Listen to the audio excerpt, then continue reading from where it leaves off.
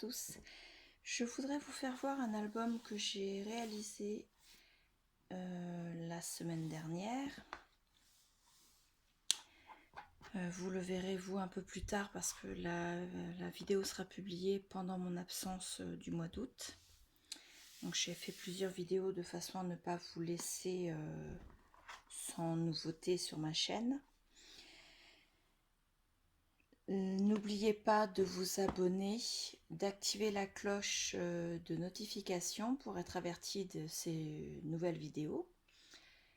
Et laissez-moi un commentaire en dessous de cette vidéo de façon à me dire ce que vous pensez de cet album et savoir si vous voulez un tuto ou pas, ou si vous préférez simplement me donner des idées de certains albums que vous auriez envie de faire mais que vous n'avez pas encore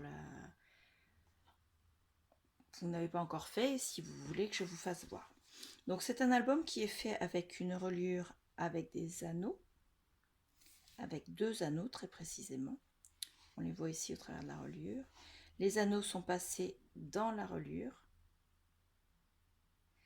mais ils sont cachés par la reliure également. Donc voilà.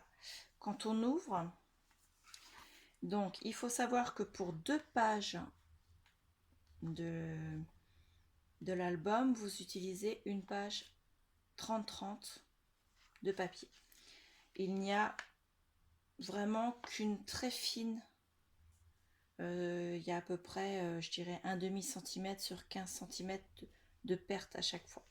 Donc la première page, elle se déplie comme ceci. Vous voyez, c'est une demi-page 30-30 qui a été pliée en 3, donc exactement donc 10 cm sur la première partie, 10 cm sur la deuxième et 10,5 sur la troisième.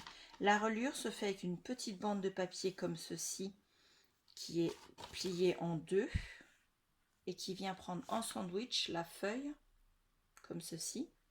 Et ensuite on perfore. Excusez-moi, je reprends, j'ai changé d'angle de vue. En fait, j'ai changé de plan de travail pour vous filmer parce que la luminosité de l'autre sens était mauvaise et il y avait énormément d'ombre du fait que j'étais entre la fenêtre et l'appareil photo. Donc je reprends. Les anneaux vont être fixés donc dans cette petite bandelette, cette petite réglette là, ici. Et les 1 cm de la carte, vous savez, le premier pli, en fait, il est pris ici. Et il reste 1 cm là. Ce qui fait que la bandelette, en fait, elle fait 4 cm de long sur 15 cm de haut. Et on la plie à 2 cm. On colle le premier centimètre de chaque côté sur la carte. Et cette partie-là n'a pas de carte à l'intérieur. Donc voilà, et on perfore sur le premier centimètre. Entre les autres cartes, j'avais des chutes de papier de la même collection. Et donc je les ai coupées et je les ai glissées entre chaque page de façon à faire une page déstructurée un peu. Donc voilà. Ça, c'est la première pochette. Attendez, hop, elle est là. Je vous fais voir. Avec sa page, une autre petite carte, une autre page en accordéon, une page calque, la page de la pochette,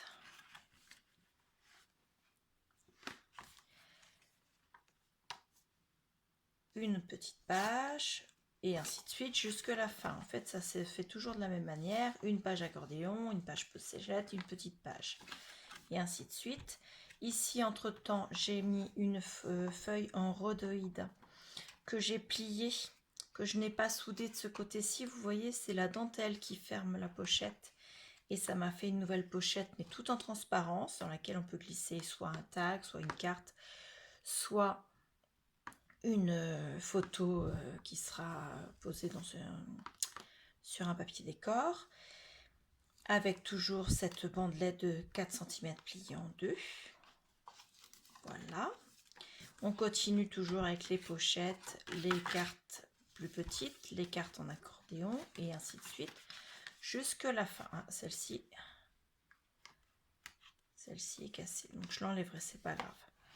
Donc les anneaux, on peut quand même les ouvrir si on veut enlever une page. On peut les ouvrir à n'importe quel endroit de l'album. Vous voyez, je tourne les pages, je vous fais voir, on peut vraiment les ouvrir quand on veut.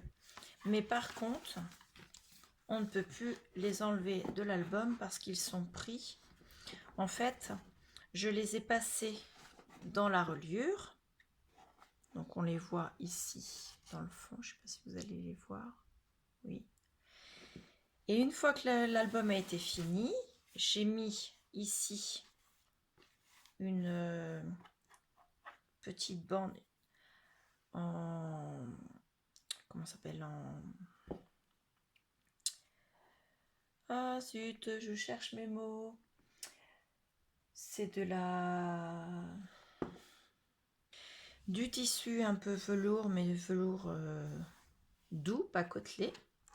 J'ai coupé une bande qui soit égale à la tranche de l'album, plus, je vais mesurer pour vous faire voir. Là, excusez-moi. Alors, plus 4 cm de chaque côté. 4 cm, la largeur de l'album. Et 4 cm. Je vous rappelle, la largeur de l'album, il fait 6,5. Donc voilà. L'album en lui-même, une fois terminé, il fait 14 sur 16 sur les 6,5. Donc voilà. C'est un album dans lequel on peut mettre énormément de photos.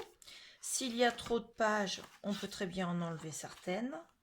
Ce n'est pas fixe puisque ce sont des anneaux. Et il a été relativement facile à faire.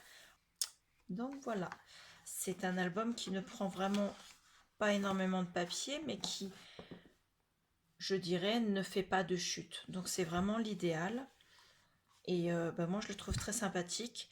Lors d'une prochaine commande chez notre fournisseur, je sais pas trop, j'allais dire chinois, mais pas forcément parce que j'ai envie de travailler aussi avec les boutiques françaises. Donc je verrai pour commander des angles d'album pour le finaliser. Tout ce qui est décoration, je le ferai quand les photos seront dedans, pas avant. Je n'aime pas faire les décorations avant d'avoir mis les photos parce que j'aime mettre les décorations en fonction des photos et des couleurs des photos. Donc voilà.